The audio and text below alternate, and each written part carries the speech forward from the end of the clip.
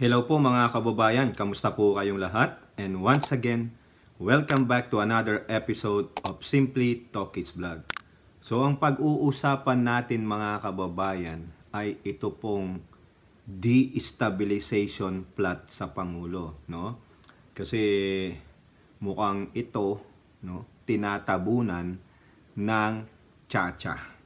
Maingay na maingay po sila sa Chacha, lalong-lalo na yung mga taga Davao City.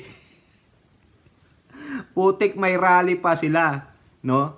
Napanood ko po yung video at ipinorward din sa akin. Ako po natawang-tawa talaga eh. Ang usapan daw, People's Initiative, yung sinasabi nito ni Tamilmil na nakakabahala at meron daw pong bayaran na nangyayari dun daw sa kanilang bayan sa Davao City na nabuhusan ng kwarta. Tapos yung karatig na mga probinsya, nabuhusan ng tubig, kaya ngayon baha. May nangamatay na nga pong so far, since yesterday sa ating bansa, na 16. Sumalangit nawa ang kanilang mga kaluluwa at nakikiramay po tayo sa mga pamilya ng mga namatay dahil dyan sa landslide at pagbaha sa Davao region. Pero, siyempre, alam nyo na, ang Davao City, lami-lami. 51 billion ba naman? Saka ilang milyon ng CIF. Di po ba? So, sinisigaw doon sa video, Protect Sara.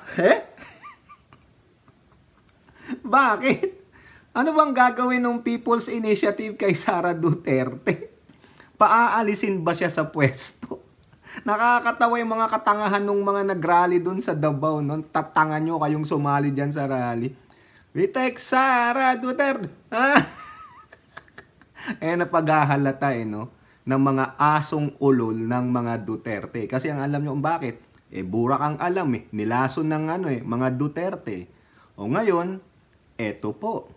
Destabilization tayo. Kasi ito, tinatabunan para mawala ang ating isipan. Tututok tayo dun sa Chacha, yung pala, mukhang may ginagawa silang underground movement para daw po in the middle of this year, ipapa-impake nila ang ating first family papunta ng kung saan man nila dadalhin. Palagay nyo, meron bang tulad nung US na maglilikas sa Marcos? It will not happen again. Palagay nyo ba? History repeating itself? Hindi napapayagan yan ng mga supporters and loyalists. Ngayon, punta tayo dito, no? I-connecta natin ito, no? Hanggang sa dumating tayo doon sa sinasabi ng DOJ. Okay? Sabi ng ate na maldita ng bayan, no? Ayan po, January 11, no? Historical lang natin. Sa GMA News Online. Alleged distab plot versus Marcos admin coming from the inside, says Aimee. Sabi yan nito. Pero bago po tayo magpatuloy, tayo po yung magsha-shoutout at magpapasalamat sa lahat ng ating channel members, followers, subscribers, nagla-like at nagsishare. At doon po sa nagbibigay ng super stickers, super chat during premiere at super thanks sa mga nagre-replay. Maraming salamat po kayo. Nilalagay ko po yung inyong impormasyon doon, kung ano po yung nakalagay doon sa mga super thanks, super stickers, super chat sa community po nitong channel na ito na Simply Talkies Vlog. No? At nga pala, iniisip ko pong gumawa ng isa pang channel kasi po baka tayo po ipa-take down. Kasi ang lakas nating mangbira sa mga chikwa. Baka tayo ipa-take down ng mga hinayupak na ito. Lalong-lalo na yung mga kampo nito. Pero po yung isang channel na iniisip natin, mukhang vlog sa loob ng kotse yun. Habang tayo ay nag-aantay, no? Tayo po ay mag-vlog para po at least yung laman nung isang channel na yon ay purely vlogging sa loob ng kotse, no? Politika o whatever na maitapik natin. Pero majority is also about politics. It's just like a backup dito sa channel na to in case itong mga to ipa-take down ng channel ko. Hindi naman ako natatakot mawala ng channel. Kala nila ito ang source of income ko. Hindi naman. Ano lang yan? Pandagdag. Di po ba? At doon din po sa mga buzzers natin, maraming salamat na rin. Sana magpa-super thanks na rin kayo para naman may pakinabang itong channel na to sa inyo. Kasi libre kayo panood eh. Di ba? O why not? Coconut, di ba? O tuloy natin tong binasa nating titulo o article dito sa GMA News. Sabi ng atin ng bayan ninyo na yung destabilization daw plot po na rumors galing sa loob ng circle ni Pangulong Bongbong Marcos. Ano naman ang intelligence nitong siraulong ito? Ang laki na ng delusion nito ano kayang nito? Ano kaya ang tinake nito? Baka yung mga gamot na pang sa mga malalakas na gamot sa painkiller. Di ba? Baka yung tulad dito, oxy ka ba? Nag-oxy. Dito minsan suspitsyado na ako dito sa atin ng bayan nyo Ito sabi niya, nababanggit pero hindi naman siya masyadong naniniwala. At palagay ko, maraming de-stab meaning dang de-stab, destabilization. Ibig sabihin, they're stabbing you at the back. Pero, galing mismo sa loob. Nako, ayan na naman tayo. May insinuation, nilalayo niya yung destabilization rumor doon po sa mga Duterte Burak supporter. Remember, di ba? May kinasuhan na nga ang PMP. Mga Duterte supporter yon. So, ibig sabihin, pinoprotektahan nito yung mga Duterte.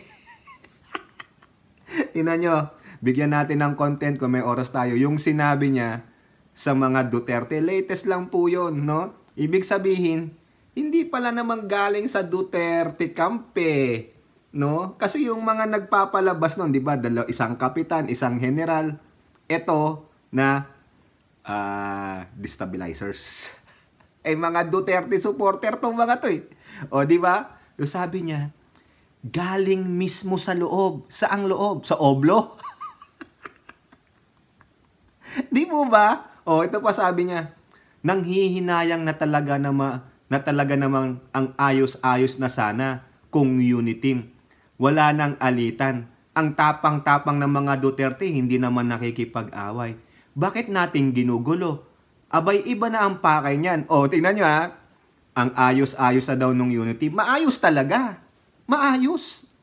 Pero yung tulad nito, bakit hindi nyo ito sisihin? Bakit hindi nyo ito birahin? Kayong mga Duterte Burak supporter o mga dedesyet. Ikaw, Aimee Marcos. Bakit ito na nagsasabing may puting ahas siya? At ang iniisip nga namin na ikaw ay isa sa mga puting ahas niya kasi sinabi mismo nito sa bibig niya na ikaw daw ang nagkwento sa kanya tungkol sa pagpupubulburon ni Ninang Lisa. Kayo ang unang gumulo.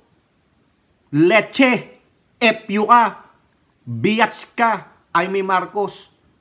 Ito, ng mga DD-shit, ang gumulo. Mga loyalist ba? Supporters ba ng Marcos, ng pamilya mo? Ang gumulo? Ito! Pinangangalandakan kung ano-ano, pangmumura, pangbababoy, pambabalahura ng walang ebidensya. Bakit ito? Hindi nyo mabatikos. Diba? Ang tatapang daw ng mga Duterte. Nasaan ang katapangan? Nasaan ang katapangan ng Duterte ngayon na magsalita doon sa West Philippine Sea?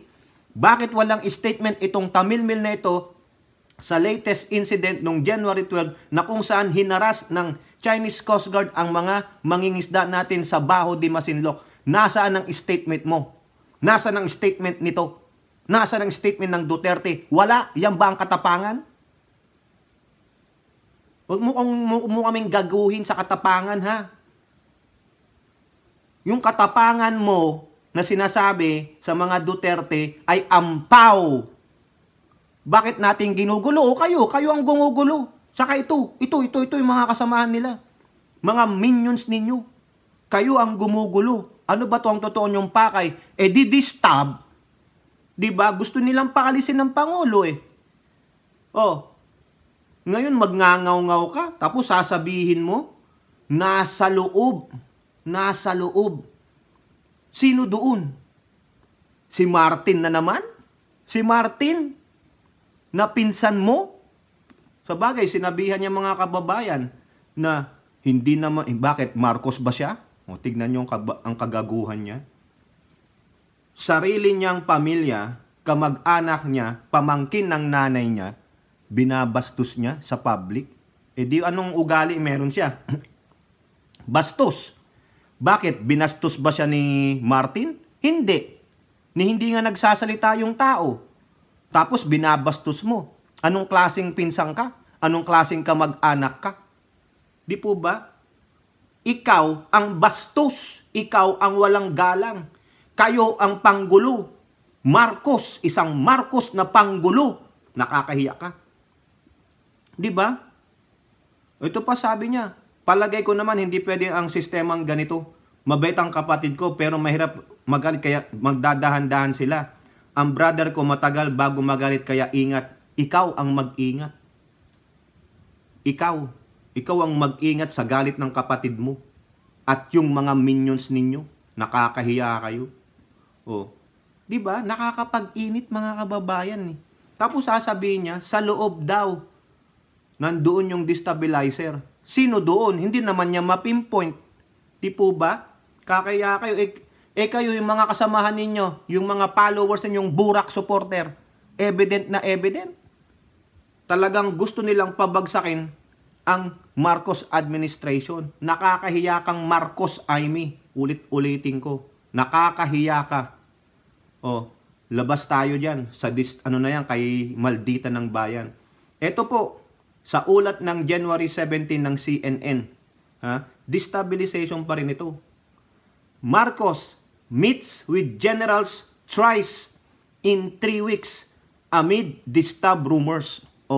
Nakipagkita po ang ating Pangulo sa mga generals 3 times na in 3 weeks. So, an average of 1 meeting every week. For the 3rd time in 3 weeks, President Marcos Jr. and high-ranking palace officials met with star-rank officers from the military and police. Meaning, general yan. Yung mga yan. Whether 1 general or yung 4-star. Diba? Ang 1-star general, brigadier general, major general, lieutenant general, and the general. Yung general of the army. Si Browner, saka si PNP chief. Diba? Destabilization rumors have been floating since last year and Malacanang is still tahimik on the issue despite persistent inquiries from the media. Hindi po magsasalita yan. It should not be divulged in the public. Tama itong ginagawa ng Pangulo. Kausapin mo yung mga active or retired na mga uniform personnel, lalong-lalo na yung mga high-ranking kasi sila ang may sila ang may control, sila ang may say dyan. Kasi magdi-disturb ba yung mga junior officers without the backing of the high-ranking officers, whether retired or the active personnel ng uniform? Hindi. Diba? Yan ang sabi Kasama dyan si AFP Chief of Staff Browner and Benjamin Acorda Jr. 2 days ago, the President himself presided over the Military Command Conference at the AFP headquarters in Camp Aguinaldo, Quezon City. He said he has approved the budget, napag-usapan doon, for rice subsidy and upgraded the AFP Medical Center for advanced medical services and overall wellness support for the soldiers. Quote, with the increased 2024 budget for the DND, we're dedicated to ensuring the well-being of our uniformed personnel and their families. This commitment is evident in our support for the revised AFP modernization program and the pension and gratuity fund, ensuring financial stability for military and civilian personnel. Tignan nyo. Talaga pong inaalagaan ang ating uniformed personnel. The problem is kung ito, magdi-de-stab pa sila or the word kudita, mga gunggong na lang ito. Sorry for the word po ha. Kung gagawin nyo yan, ito na ang binibigay sa inyo, inaalagaan sa inyo, no? As much possible kung ano man po yung kagustuhan nyo, hiling nyo, tinitignan kung maipagkakaloob ng gobyerno. May rice subsidies kayo, in-upgrade ang medical center, no? And wellness support for the soldiers. Tapos, dinagdagan pa ang budget ng Department of National Defense. Binibilang kayo ng mga makagbagong mga kagamitang pandigma. Di po ba? Tama, mali. Tapos, gagawa lang kayo ng destabilization o the word kudita. Mag-isip-isip naman po kayo. Kung gagawin nyo yan, kayo ang pasimuno ng muling lalong pagbagsak ng Pilipinas. Bumabangon pa lang tayo mula sa dulot ng pandemic. Ang dami na pong mga pledges and support ng mga international community sa atin. Ang dami nating kakampi tungkol sa issue ng West Philippine Sea, tapos dadagdag pa kayo. Di po ba? Kaya nyo ba yan? How many kuditas you already have done? Nakita nyo naman siguro yung masama at masakit na dulot ng kudita na yan. Sa pangkalahatan, no? Sa ekonomiya, sa pangkabuhayan ng mamayan. Di po ba? Wag nyo naman na sanang isipin. Okay? On several occasions, he mentioned that AFP is loyal to the Constitution. Sabi niya ni Browner, totoo yan na walang nabanggit about that stabilization that's happening. I gauge that there is no need for a loyalty check. Correct. Di po ba? Pero, hindi naman po masama na maging alerto ang pamahalaang ito. Hindi sa paranoid ka, kundi as much possible, maiwasan ito kasi it will yung magiging epekto niyan is downfall again. Back to zero na naman tayo. No? Sinong gusto nyong iupo? Si Tamilmil? Bakit nyo siya gustong iupo? Diba? With the backing of China because of the West Philippine Sea? Remember mga kababayan, sinabi na natin ito sa West Philippine Sea. Ang Recto Bank, malapit sa Ayungin Shoal, no? Correct me if I'm wrong, friend ha? Malaking deposit po yan ng natural gas or oil. Ilang barrels of gas or natural gas ang meron dyan. Kaya yan nag-iinit po ang China sa atin kasi hindi sila makaporma. Di po ba? Ngayon, naninindigan ng Pangulo dyan. As much possible, paulit-ulit din natin sinasabi dito na sinabi niya, walang katiting na lupa na maaagaw sa atin pertaining to West Philippine Sea. Pinaninindigan po ng Pangulo yan. Kasi meron pong nagsasabi sa atin kung ano po yung hakbang ng gobyernong ito tungkol po dyan sa ating Kalayaan Group of Island. No? As much possible, naninindigan tayo with the use of 2016 arbitral ruling na meron tayong soberenya dyan sa ating West Philippine Sea. Kaya nga po, banas na banas na. Kung mapapanood nyo yung mga videos natin about West Philippine Sea and China, makikita nyo yung pasaringan ng mga ni Mauning, ni DND Chief. Diba? Si DND Chief naninindigan. Si Browner sabi niya, we are loyal to the Constitution. Kasi kailangan maging apolitical sila. Apolitical means wala kayong kinakatigang politika. Hindi kayo sa kaliwa, hindi kayo sa kanan. Neutral kayo, nandiyan kayo. Your loyalty is in the Constitution. Kasi sa Constitution, walang sinabing political party doon. Walang sinabing pagsilbihan mo to ang ganitong grupo, ang isang tao o ilang tao lamang. Hindi po. Kaya ito, no, sana itong si Browner, no, hindi po masamang magtiktik. Trabaho nyo yan, intelligence nyo yan. Ngayon po, along the way, malalaman nyo kung ano po ang ginawa nitong AFP, no? One official said the executive secretary met with star-rank PNP officials first before taking with the combined military and Coast Guard officials. Nagpa-thank you lang kasi magandang security climate. Parang ano lang, assurance na we're behind the president at walang problema sa amin, sabi ng another source. So yun lang, no? So yung mga nagdi-disturb, good luck sa inyo. Sana mahuli po kayo. PMP Chief Acorda and AFP Chief Browner, saludo po. Bantayan nyo po ang ating konstitusyon. As much possible, base na rin po sa survey, ayaw ng mayoryang Pilipino ang destabilization. Ang gusto ng mayoryang Pilipino ay pangkabuhayan, ekonomiya. Kasi sawang-sawa na po tayo sa mga panggugulo. No? Lahat na lang ng di nila magustuhang namumuno, iilan lang naman sila. Sila pa ang nagtatagumpay. Not this time. We have to protect this administration because this administration is looking for the welfare and the well-being of the majority of the Filipinos. Yung less than minority pa, siya pa ang ingay ng ingay tulad nito. Kasi itong buwakang inang ito ay wala sa Pilipinas. Kaya ang ingay, ako tulad ko, wala ako sa Pilipinas, pero I'm supporting this government. As long as na merong magandang ipapakita at ginagawa ang gobyernong ito. Pero babatikusin ko ang kawani ng gobyerno, sino man sila, from the president to the lowest rank, serving the government, babatikusin natin pag hindi sila gumawa ng mabuti. O tulad sa DOTR, binatikos natin yan. Sa MIA, binatikos natin yan. Eto naman, yung PCSO, binatikos din natin yan. Pair tayo dito. Kung nakikita natin may pagkakamali, babatikusin natin. Kung may napalabas silang video na nagpupulburon o chumuchongki ang first couple, then so be it.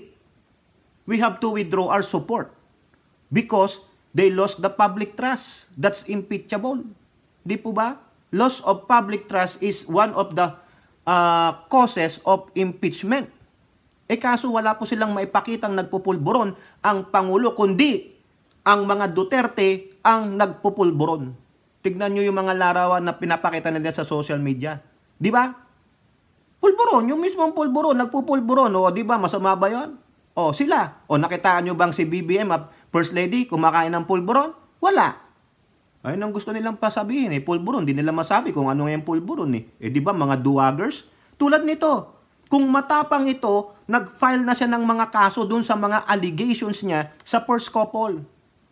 Ulitin lang natin, smuggler, nagnanakaw ng pera sa kaban ng bayan, chumochongki,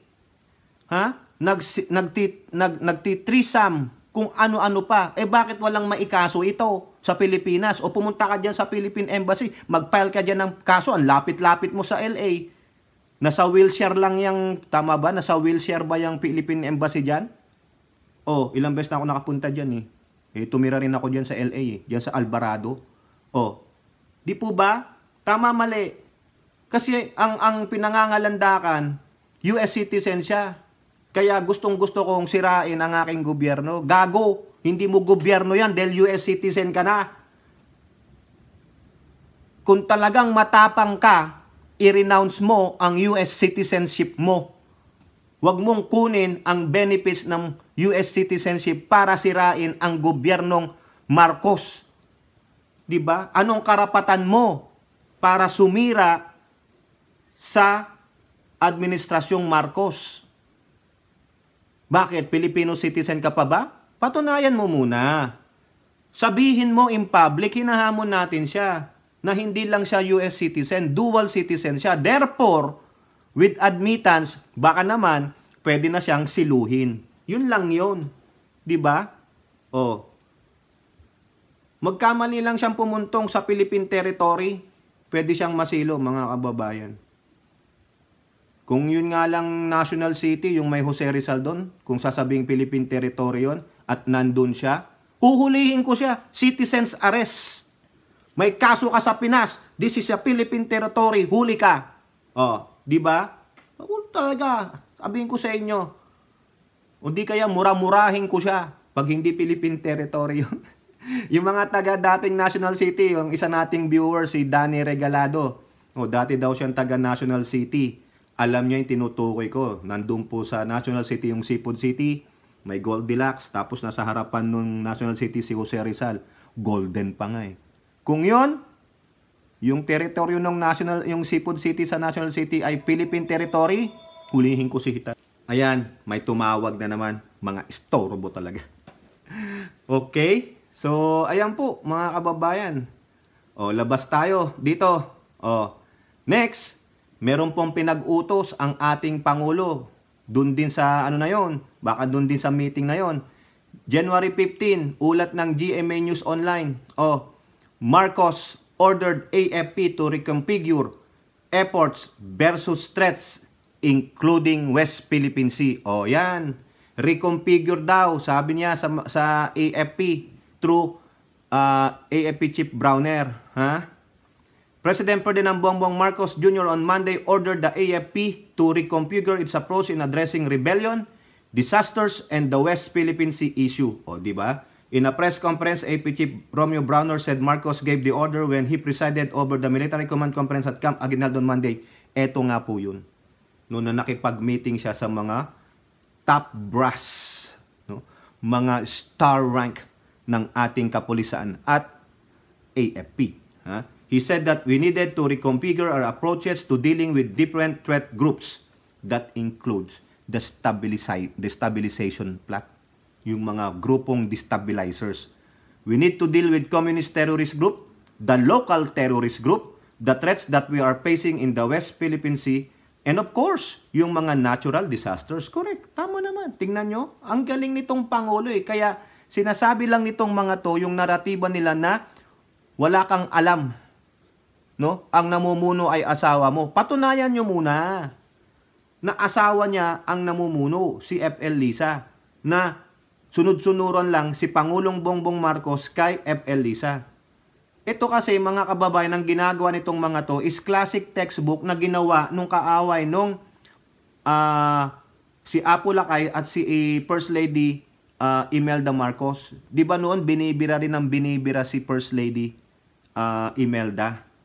Di ba nasaksak pa nga yan dun sa Quirino?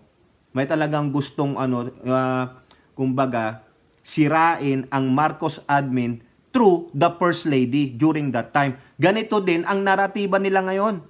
Ang problema, sino ang tumutulong sa mga ito? Sino? Iniisip ko nga, di ba, sabi ko sa inyo kanina, yung isang Marcos. Kasi baka bitter, hindi siya ang naging presidente. Nga naman, nalagpasan ka nung sumunod sa'yo, hindi pwede na, ako ang panganay, dapat ako muna Ako muna kaso insecure, bitter. Diba? Kita nyo, sasabihin niya, ang destabilization daw, nasa loob mismo. Sino? Sino dun? Ba't hindi mo banggitin?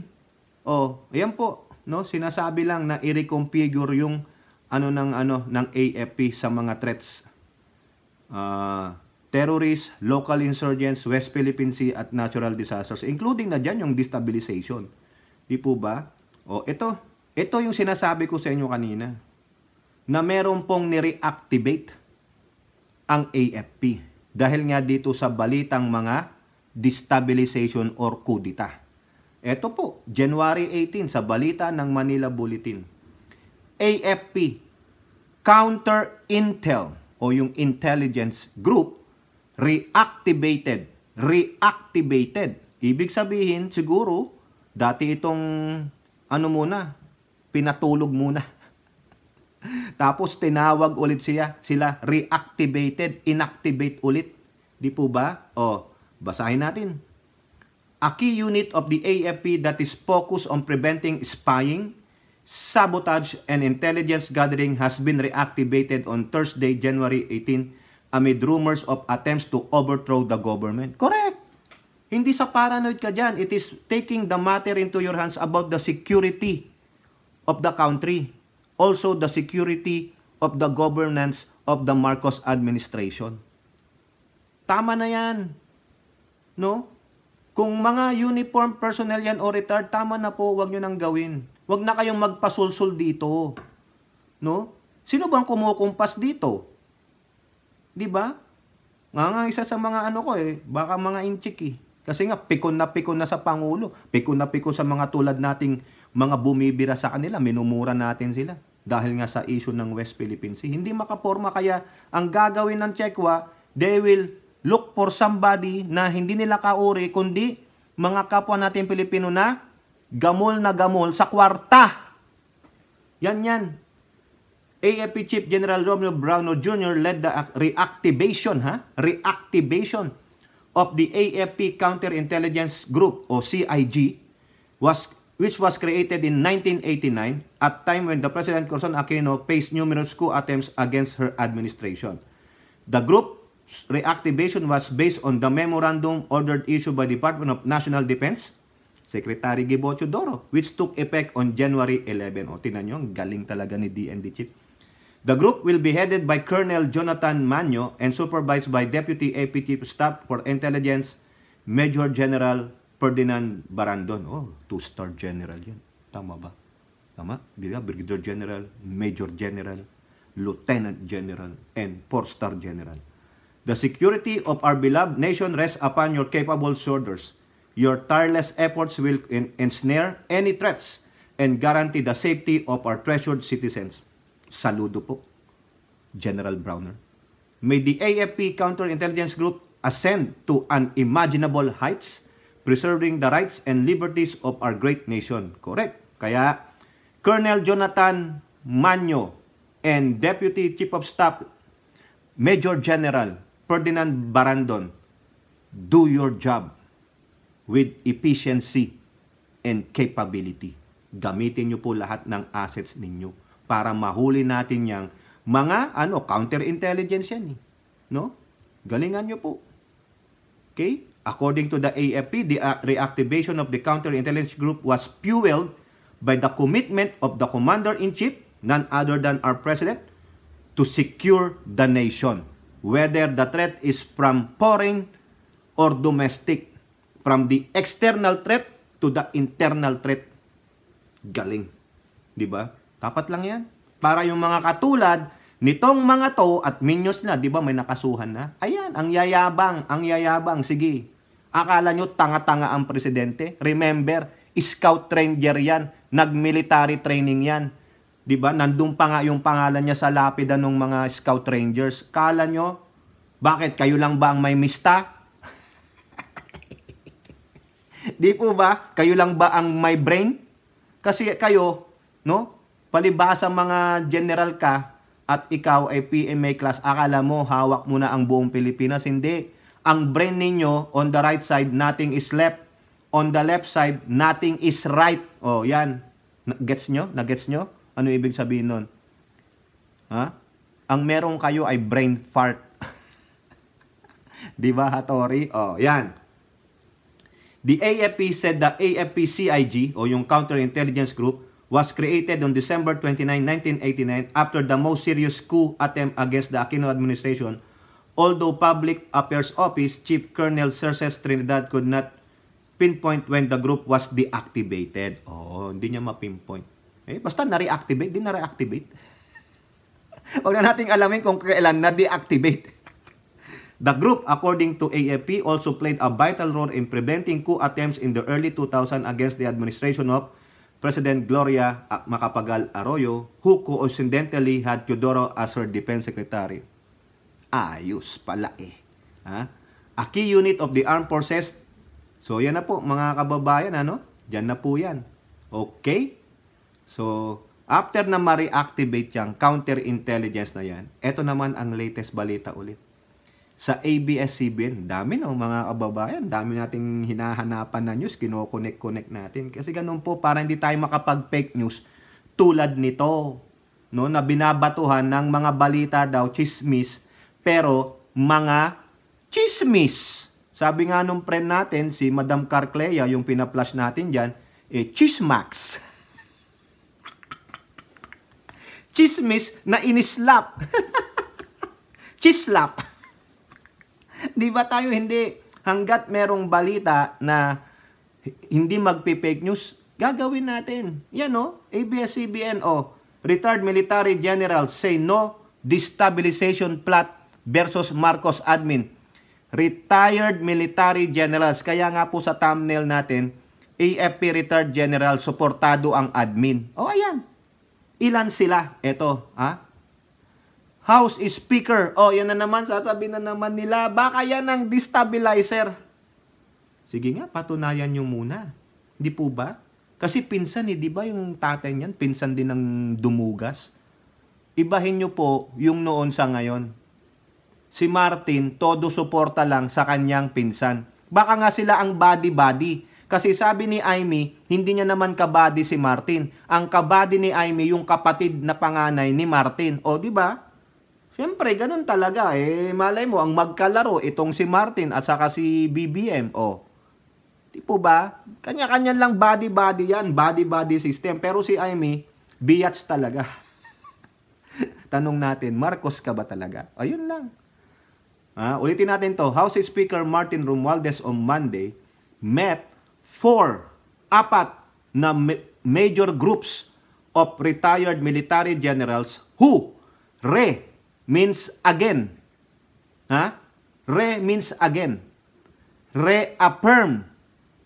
Inulit-ulit ang kanilang pagkumpirma ng suporta sa Administrasyong Marcos and the leadership of both houses of Congress. So, baliwala pala yung sinasabi ni Digong na yung paninira niya sa Congress, yung sa House of Representatives. Kasi mismong 4 major groups of retired military generals. These are not, hindi ito mga tulad ni Trillanes. Generals ito, no? From the rank of 1 star to the highest. O ang pay grade nila is 07. No? Again, correct me if I'm wrong. Officer 7, 07 and up. Yung mga merong bituing, may ningning. Ito, bituing, walang ningning. Nag-uudyok. Di ba mga kababayan? Ito, si Amy Marcos, walang ningning. Si Tamilmil, may ningning sa mga burak supporter nila. Yun lang yan, mga kababayan. A press release from Romualdez office said, nagpunta pa sila sa office ni Speaker o baka sasabihin na naman nila yan, nako, bibigyan na naman ng pera yan ni Romualdez. Tignan nyo ha, yung mentalidad ng mga burak supporter na yan, bibigyan nila ito ng twist. Baka pinapunta yan ni Romualdez, bibigyan sila ng attache case na pera. Mga gago talaga, no? Pwede po ba, mga general, sanapin nyo yung mga yan at, nako, pwede ba, ipakain nyo nila sila mga bulate? Kakaasar Di ba? Said 22, 22, 22, 22. Kahit nasasabihin nyo pa sa Espanyol, 22. Di ba? Espanyol yon. Sa English, 22. Sa Tagalog, 22. Ano pa? Sa Bisaya, ano po ba? Ganun din po ba? Attended the meeting with the Speaker of the Representatives, which is facilitated by the Philippine Military Academy Alumni Association, Association of Generals and Flag Officers, Philippine Military Academy Retired Alumni Association, and National ROTC Alumni Association Incorporation. Kaya po, 4 na grupo ng mga generals sa Philippine Academy Alumni Association, PMAAI, Association of Generals and Flag Officers. Yung flag officers po, yan po yung patungkol sa mga official ng Navy, no? Rear Admiral. Sabi po dito ito lang po babasahin natin Admiral, Vice Admiral, o Rear Admiral. Yung mga rank po niyan sa equivalent ay sa general officers ay mga stars, no, equivalent nila. Yung mga general officers diyan na sinasabi mga general ng Army, Air Force at Marine. Yan. Kaya pag nasabing GFO, Generals and Flag Officers, yung generals sa 3 branch ng military. Tapos yung flag officers naman sa Navy. Tamain nyo ako pag nagkakamali ako, okay? So yan po yung nakita natin sa ating pagsasaliksik. Okay, pinapaliwanag lang natin para hindi po kayo mahilo. Kasi yung iba, ano yung flag officers? Yun. Ibig sabihin, sa Navy po yan. Okay? PMA, Retired Alumni Association, that's the third one, and ROTC. Di ba si Macanyas? Graduate siya ng ROTC, na sinasabi niya, general siya, through ROTC, kasi doon siya galing. Hindi siya nag-PMA, pero ROTC grad siya. Oh. 4 na major group, 22 doon, nagbigay ng suporta. Meron din silang manifesto, no? Nakita ko po sa Twitter, ayan hindi ko lang mabasa. Pero ang ganda, ibig sabihin, they are supporting. Yung nilalaman po yan, nandito. Ayan, basahin nyo. Quote, "We are all here today, united to air our support to President Ferdinand Marcos Jr., his administration, and the leadership of the House of Representatives and the Senate," said Admiral Danilo Abinoha, Chairman and CEO of PMAAAI, said in the press release.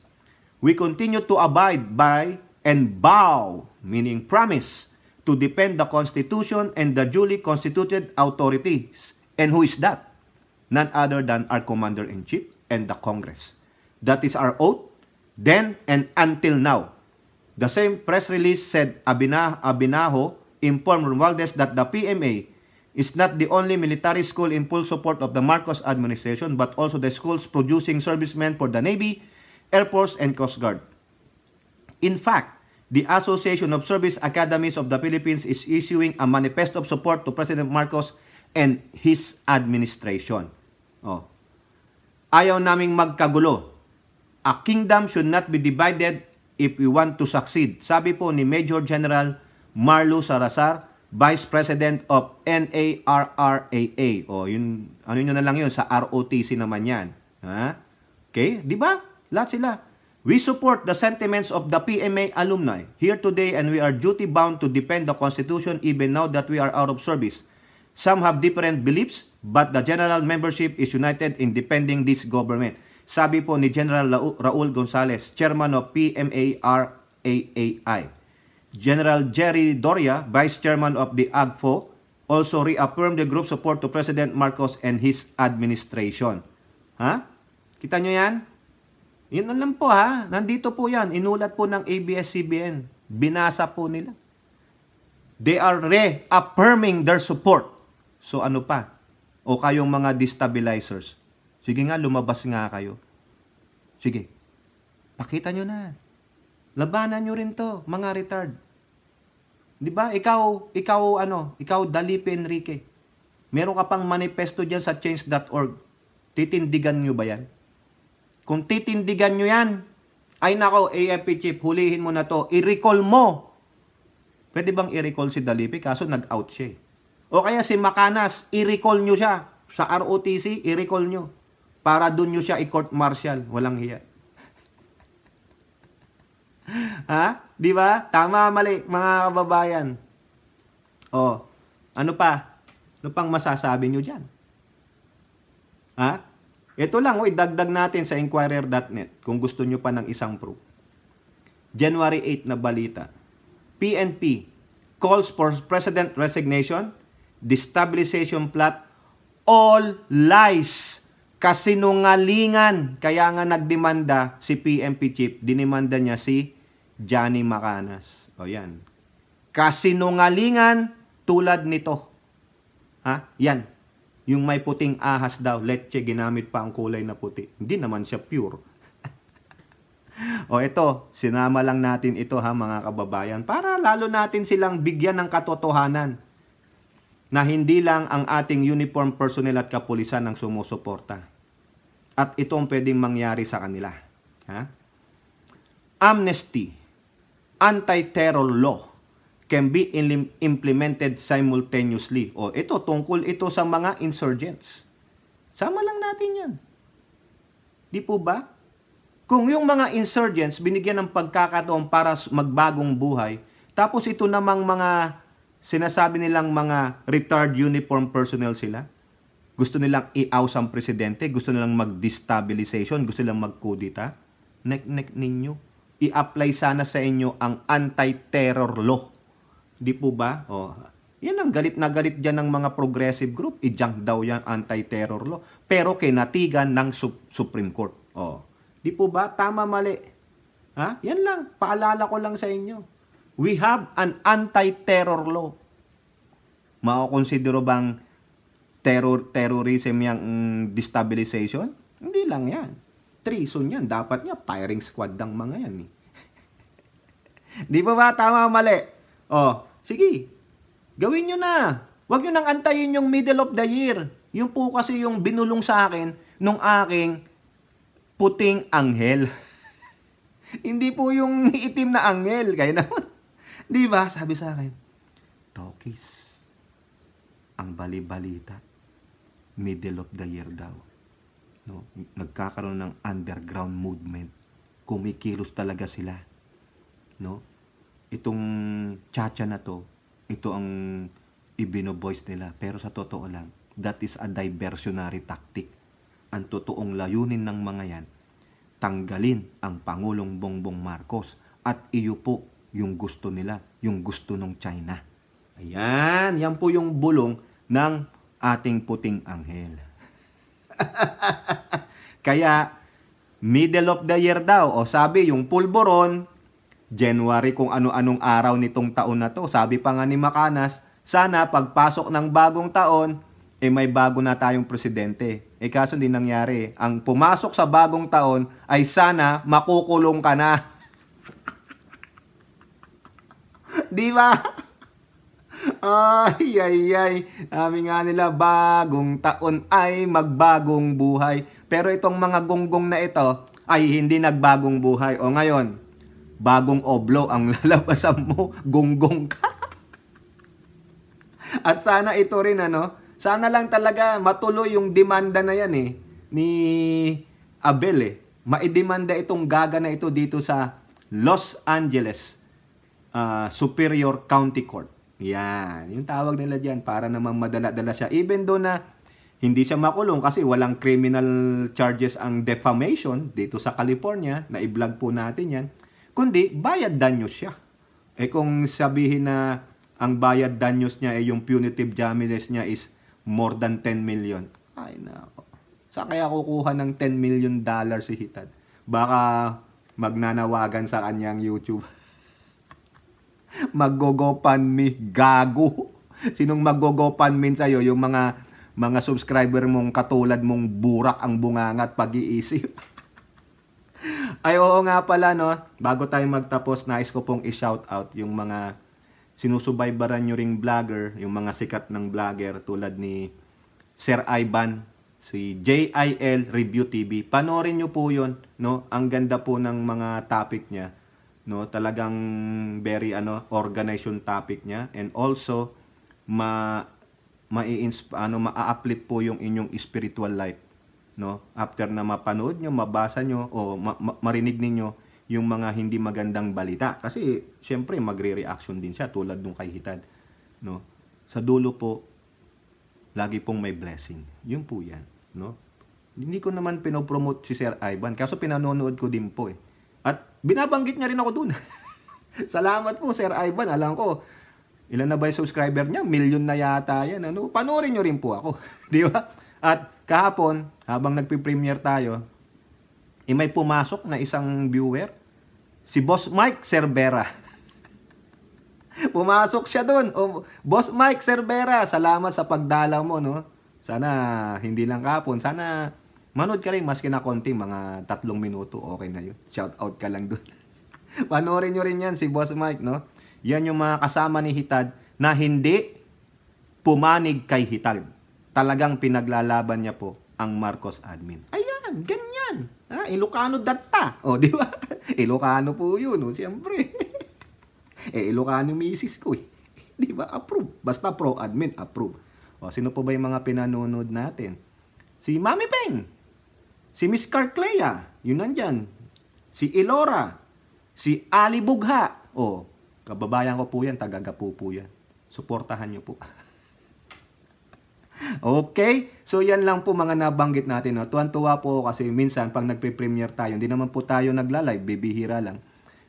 Once in a blue moon. Napupuntahan po tayo nung mga malalaking channel na. Nakakatuwa naman po. Isa pa, si Mark Ramos. Yang Mark Ramos, mahusay po yan. Pinupuntahan ko po yan. Na-shoutout nga ako kanina. Di-shoutout ko rin si Boss Mark. Mark Ramos. Matapang yan. Kala nyo, laki ng tattoo niya. O kayo po mga kababayan, comment down below and don't forget to like and share. Hope to see you on the next videos. Bye-bye. God bless.